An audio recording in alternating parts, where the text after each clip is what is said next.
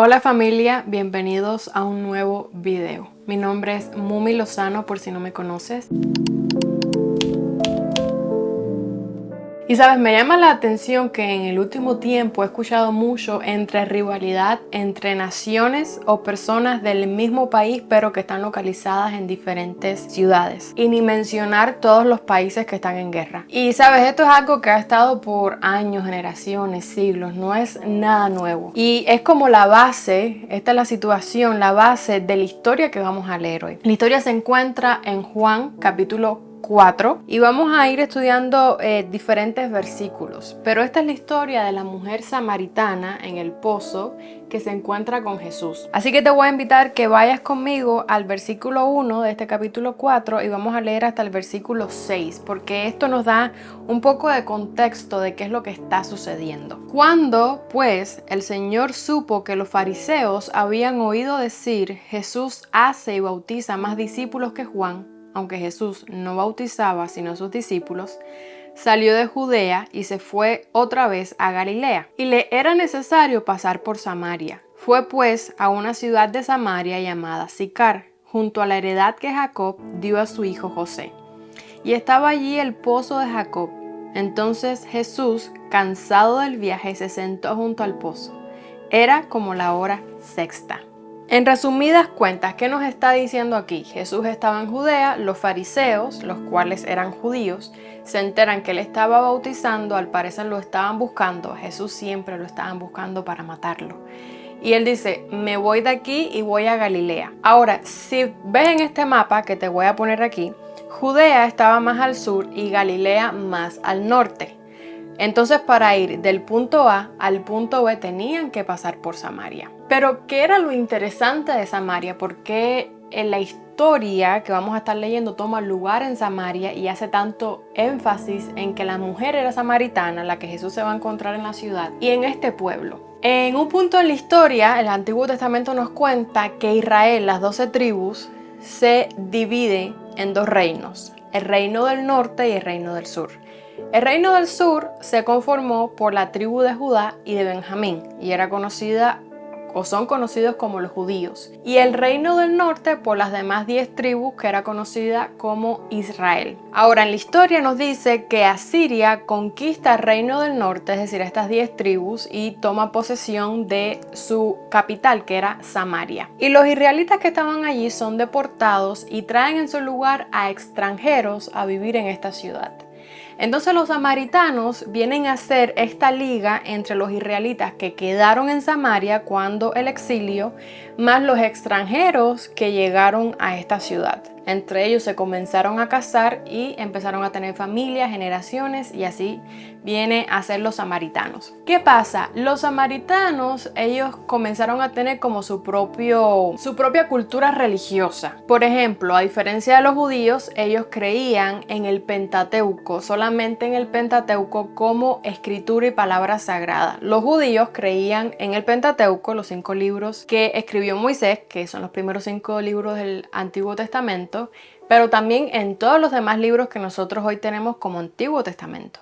Sin embargo, los samaritanos solamente creían en esos primeros 5 libros. Los samaritanos también adoraban a Jehová, al Dios de Israel, pero también adoraban a los dioses paganos de las naciones extranjeras que llegaron a su ciudad. Además de esto, los samaritanos también tenían el monte Gerizim como el lugar donde debían adorar, mientras que los judíos tenían el templo como el lugar de adoración.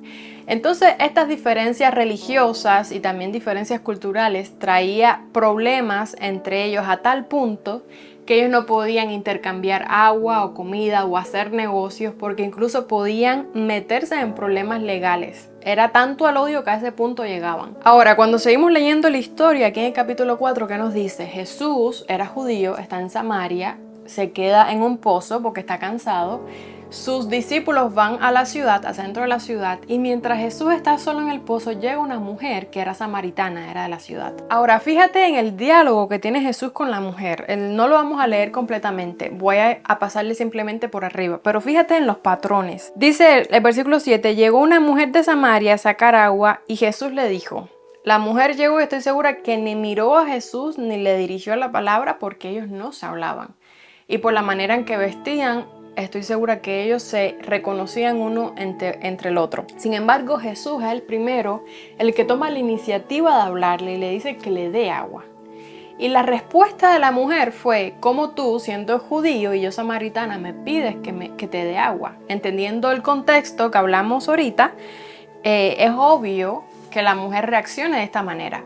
Pero Jesús le dice una vez más, en el versículo 10, si conocieras el don de Dios y quién es el que te dice dame de beber, tú le pedirías a él que te diera agua viva. A lo que la mujer responde, fíjate el patrón, Jesús habla, la mujer responde, Jesús habla, la mujer responde. Ella le dice, Señor, tú no tienes con qué sacar el agua, ¿cómo yo te voy a pedir que me des agua? Y Jesús le vuelve a responder en el versículo 13, cualquiera que beba de esta agua volverá a tener sed, pero el que beba del agua que yo le daré no tendrá sed jamás, sino que el agua que yo le daré será en él una fuente de agua que salte para vida eterna. Hasta ahora Jesús le está hablando en términos espirituales, pero la mujer siempre lo entiende como un término literal. ¿Cómo yo te voy a pedir agua si tú no tienes con qué sacar agua, Señor? A ver, ¿cómo tú me vas a pedir agua si tú eres judío y soy samaritana? Ahora, cuando Jesús le dice, el agua que yo te voy a dar, no vas a tener sed jamás, la mujer le responde, dame de esa agua para que yo no tenga sed ni tener que venir a buscarla.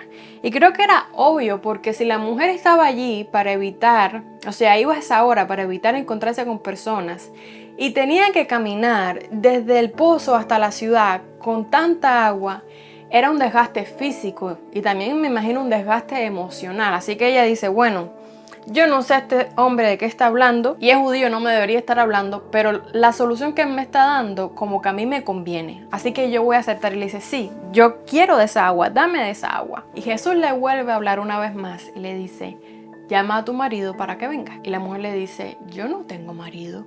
Y Jesús le responde, bien has dicho, no tienes marido, has tenido 5 maridos y el que ahora tienes no es tu esposo. Y la mujer le responde, veo que eres profeta.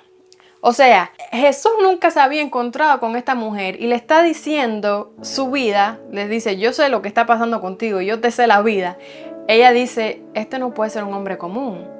Este al menos mínimo tiene que ser un profeta. Y vamos a ver lo que ella le dice más adelante. Pero quiero que veas, que notes hasta ahora, Jesús es el que toma la iniciativa de hablarle y de ir a ella. Jesús le ofrece una solución física porque le está diciendo, pídeme agua a mí. Pero ella está diciendo, tú no tienes con qué sacarla. Jesús una vez más le habla en términos espirituales diciéndole, el agua que yo te voy a dar es agua para vida eterna. Ahora le está diciendo, yo no solamente tengo una solución física a tu cansancio, a tu desgaste, sino también te doy una solución espiritual, una renovación espiritual, donde tu alma es renovada. Y ella vuelve a entender en términos literales, pero cuando acepta esa solución por la que ella entiende que es para que no tenga más sed, él le dice, trae a tu marido, trae a tu esposo. Jesús le revela ahora su pecado, abre sus ojos ante su falta. Y cuando Dios nos revela a nosotros nuestro pecado, nosotros tenemos 2 opciones. Una, sí reconocer que somos pecadores y que Dios es el único que puede librarnos de este pecado, porque nosotros somos esclavos del pecado. Cuando tú no estás con Dios, cuando tú no tienes la ayuda de Cristo, cuando estás intentando vivir esta vida por ti mismo, eres esclavo del pecado. Sin embargo, cuando tú reconoces que Jesús es el único que te puede brindar una solución física, una sanidad física, una sanidad espiritual, entonces tú dices, ok, este hombre que conoce mi vida es el único que puede tener una solución para mí. Pero en el caso de la mujer, ella vuelve a tomarlo de forma literal y ahora vuelve a traer a la mesa el problema social que había entre judíos y samaritanos. Y le dice en el versículo 20, nuestros padres adoraron en este monte, pero vosotros decís que en Jerusalén es el lugar donde se debe adorar. En otras palabras, a mí no me hables de mi pecado. Si tú eres profeta, dime este problema que hay entre estas 2 naciones. ¿Qué es lo que es con eso? ¿Qué solución tú le ves o cuál es la realidad? Y Jesús le vuelve a hablar una vez más de forma espiritual. Aunque hasta este momento ella tenía como un velo que le tapaba de ver la realidad en la que estaba, al frente a la persona en la que estaba, Jesús no se cansa. y sigue persistiendo en hacerla entender que Él era el agua viva, que quería darle vida eterna. Y le dice, aquí es donde me quiero concentrar y quiero que nos concentremos, en el versículo 21 al 24. Jesús le dijo, mujer, créeme que la hora viene cuando ni en este monte ni en Jerusalén adoraréis al Padre. Vosotros adoráis lo que no sabéis, nosotros adoramos lo que sabemos, porque la salvación viene de los judíos. Pero la hora viene, y ahora es, cuando los verdaderos adoradores adorarán al Padre en espíritu y en verdad, porque también el Padre tales adoradores busca que lo adoren. Dios es espíritu, y los que lo adoran en espíritu y en verdad es necesario que lo adoren. En otras palabras, Jesús le está diciendo, no te preocupes tanto por dónde vas a adorar o cuál es el lugar correcto de adoración, porque esto no es lo que Dios está buscando. Al final del día, el verdadero adorador es aquel que adora en espíritu y en verdad. Pero Jesús le dice unas palabras fuertes. Le dice, vosotros adoráis lo que no sabéis. Es decir, los samaritanos están adorando lo que no saben. Nosotros, es decir, los judíos, adoramos lo que sabemos. Jesús está corrigiendo aquí una mentalidad o una creencia errónea. Los samaritanos creían que ellos tenían la verdad. Sin embargo, el pueblo judío es el que había recibido las ordenanzas, la ley directa de Dios, lo correcto. Eran los que creían en el Pentateuco, pero también en las demás escrituras, los que adoraban en el templo de Jerusalén, los que tenían los sacrificios, los que adoraban solamente a Jehová, mientras que los samaritanos, la forma de adoración era una forma modificada, no la que originalmente había dado Dios. Y Jesús le está diciendo, ustedes los samaritanos, la teoría que tienen no es la correcta. Habíamos visto el jueves pasado que existen diferentes palabras en el griego para referirse al conocimiento. Y cuando Jesús utiliza aquí la palabra lo que sabéis y lo que nosotros sabemos, ambas palabras en el griego es la palabra oída. La palabra oída es un conocimiento teórico, mientras que ginosko era un conocimiento experimental progresivo. Es decir, ustedes tienen una teoría, un conocimiento aquí que es erróneo, no es el correcto.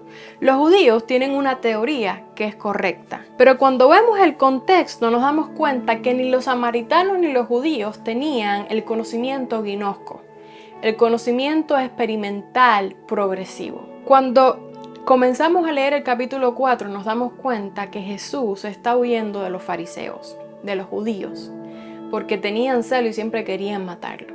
Y aunque ellos tenían la teoría correcta, no habían entendido que la teoría al final los llevaba a Dios. Y se habían enfocado tanto en los rituales y en qué iban a mostrar exteriormente, en que tenían que cumplir todo al pie de la letra, que ya no lo hacían. La adoración no era en espíritu y en verdad. No era de corazón, no era sincera. Y por otra parte, los samaritanos tenían una teoría incorrecta que los estaba llevando a adorar de manera incorrecta. Dios no solamente te ofrece una sanidad física, una renovación espiritual, sino también una renovación intelectual de mente, porque Jesús corrige la mentalidad y el pensamiento de esta mujer. Para que una adoración sea en espíritu y en verdad, debe ser primeramente sincera y de corazón, movida por quién es Dios. Pero ese movimiento, la razón por la que adoramos debe estar cimentada en lo que Dios dice de Él mismo. ¿Quién es Dios? ¿Qué ha hecho Dios por nosotros? ¿Qué nos dice su palabra de Él? Nuestra adoración no puede estar fundada en ideas humanas, en teorías, sino en una relación personal, progresiva con Dios. Esa es la adoración que busca Dios.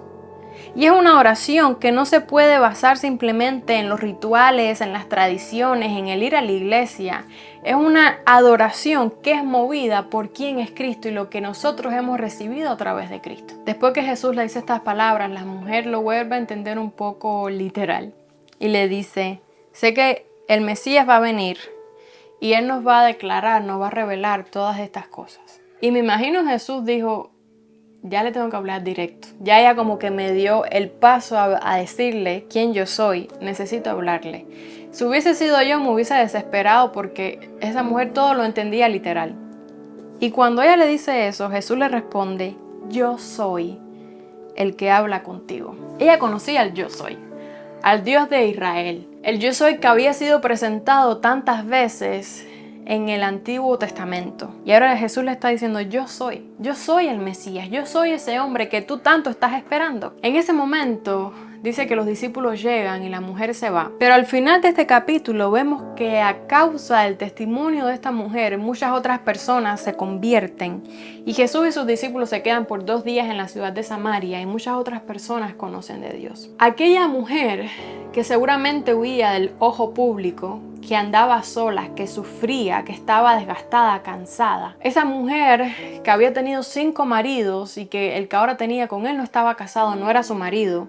Aquella mujer que seguramente a causa de eso la juzgaban y la señalaban tanto, ahora encontró una razón, alguien que le dio una nueva vida. Y si ella no entendió anteriormente todo lo que Jesús le dijo, una vez que le dijo, yo soy, me imagino que se ve lo que ella tenía, esa barrera social, esa barrera espiritual que le impedía ver que Jesús, el Mesías, estaba delante de ella, fue quitada y su vida cambió en ese instante. Con el testimonio de esta mujer quiero que entiendas varias cosas que hemos estado hablando.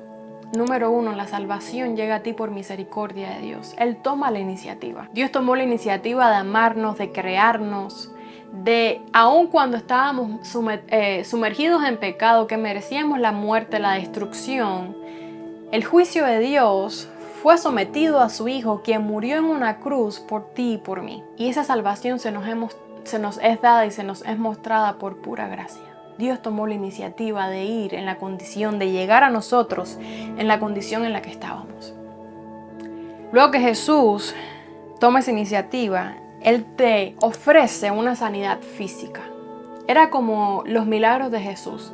Antes de decirle, aléjate de tu pecado, sígueme, Jesús suplía la necesidad física de las personas. Jesús le está ofreciendo a esta mujer agua, algo que ella necesitaba, algo por lo que ella tenía que trabajar a solas tanto tiempo y con tanto desgaste físico. Le está diciendo, yo te puedo dar agua, yo puedo suplir esa necesidad física.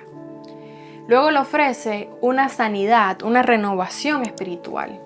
Le dice, no solamente te puedo dar agua, sino que el agua que te voy a dar es para vida eterna. Ahora Jesús le presenta el verdadero evangelio, ese evangelio que transforma tu corazón, que aun cuando las circunstancias a nuestro alrededor estén mal, aun cuando el desgaste físico está ahí, sabemos que podemos estar en paz porque Dios está con nosotros. Nuestro espíritu ha sido renovado. Cuarto, Dios revela nuestro pecado. El pecado nos aleja de Dios. Por lo tanto, Él desea que vivamos en santidad. Y Él te va a decir el pecado en el que estás, te lo va a revelar. Pero no para juzgarte, sino para ayudarte y liberarte. Dios, en quinto lugar, te ofrece también una renovación de mente, renovación intelectual. Todas esas ideas erróneas que has aprendido a través de tu vida, que quizás afectan tu vida espiritual, tu vida sentimental, tu vida laboral. Todas esas ideas son renovadas y son cambiadas para que tú llegues a ser a semejanza de Cristo. Y por último, Dios te ofrece una relación personal con Él. Ese conocimiento gnosko. Una relación que ahora no está basada en las tradiciones, en la liturgia de una iglesia, en los sacrificios que tú puedas hacer, donde Dios se convierte en el centro de tu vida y tu vida va siendo renovada. Y por eso yo le digo a las personas que llevan tiempo en el Evangelio, que tengan un poco de gracia con las personas que son nuevas en el Evangelio. Ellos antes tenían una vida totalmente diferente y cuando se encuentran con Dios es como que vienen a ser una nueva persona, son una nueva criatura. Y este proceso muchas veces puede ser doloroso, puede ser de duda. Están experimentando algo nuevo, están siendo transformados poco a poco. Y nosotros, más allá de juzgarlo porque siguen haciendo algo que antes hacían o porque siguen hablando de cierta manera, vistiéndose de cierta manera, debemos ser su apoyo, la mano que los guía en este camino. Porque al final es un proceso progresivo, así como el conocimiento es progresivo. Lo que tú conocías de Dios hace 10 años no es lo que conoces ahora. Aún los que llevamos años en el Evangelio, esa revelación de Dios viene a ser progresiva, ese conocimiento de Dios es progresivo. Nuestra vida va cambiando progresivamente. Y alguien me preguntaba, ¿pero creer en Dios es simplemente creer que Él existe? Bueno, los demonios creen que Dios existe y son demonios. y no van a ser salvos. Creer en Dios en términos espirituales es entender tu condición, entender que tú no eres bueno por ti mismo, entender que tú merecías la muerte, ese era tu final. Sin embargo, Dios decidió que su Hijo muriera. Dios mismo decidió entregarse por ti, morir para que tú tuvieses salvación. Y cuando esa revelación de Cristo en la cruz, muriendo, sufriendo, agonizando por ti, está en tus ojos, está en tu mente, como que te choca, tú dices, yo en realidad necesito a este que me amó tanto, que dio su vida por mí. Yo necesito a este que me puede ofrecer agua de vida eterna. Necesito a este que me puede sanar físicamente, espiritualmente, intelectualmente. Yo necesito a Cristo. Yo le digo a las personas, cuando no sabes quizás cómo comenzar o cómo estar en este camino de la vida cristiana que está siendo nuevo, haz dos cosas. Uno, rodéate de personas que te vayan a elevar. Y eso yo creo que aunque estés nuevo en la iglesia, tú te puedes dar cuenta. Por las conversaciones, por los lugares donde te invitan, la manera de hablar de esas personas. No son personas que te motivan a ser mejor. Rodéate de personas que te motiven, que te inspiren a ser como Cristo. Y número 2, toma mínimo 3 días a la semana. Empieza así. Y abre tu Biblia 5 minutos. 5 minutos. Y lee algo de la Biblia. A mí me gusta mucho el Evangelio de Juan. Y con esos pequeños pasos vas a ver cómo Dios te va a ir hablando. Y como que revelación viene a tu mente. Tu pecado es expuesto, no expuesto a la humanidad, expuesto ante la santidad de Dios, ante la benevolencia de Dios. Y tú dices, Dios mío, en realidad yo estaba perdido, mas Dios me alcanzó y me salvó. Yo quisiera terminar orando por la iglesia. Y tú eres iglesia. Una persona me dijo, nos enseñaron a cantar bonito, pero no nos enseñaron a adorar. Y es real, muchas veces en las iglesias vas y es puro show. O si no es el show, es la tradición y la liturgia de siempre y las personas con cara larga, triste, nadie disfrutando. Pero creo que necesitamos ser renovados a imagen de Cristo. Entender que tenemos al Salvador ante nosotros. Y que nos está hablando en temas espirituales y nosotros constantemente estamos en temas terrenales y banales y como que no queremos darnos cuenta de la salvación que ha llegado a nosotros. Y quiero orar para que nuestro corazón, nuestra mente y nuestro cuerpo puedan ser renovados y que la iglesia pueda ser renovada, porque el cambio comienza en ti. Padre, te damos gracias porque en nuestra condición de pecado tú nos alcanzaste. Señor, cuando no merecíamos nada, tú nos diste todo. Aun cuando hoy en día nos preocupamos tanto por las cosas terrenales y nuestro foco está en cosas tan banales, tú nos sigues recordando que tú estás ahí orientándonos y que al final lo eterno está arriba. Lo incorruptible viene de ti. Ayúdanos a fijar nuestra vista en ti, a fijar nuestra vista en Cristo. Corrige, Señor, nuestra teoría, ayúdanos a entender cuál es la verdad. Ayúdanos a entender la Biblia al estudiarla. Ayúdanos a entender a Cristo. Demuéstranos nuestro pecado. Demuéstranos nuestra condición. Sácanos de ahí. Deseamos, Señor, que tú tomes control de nuestra vida. Que cuando tú vengas podamos verte venir en esa nube.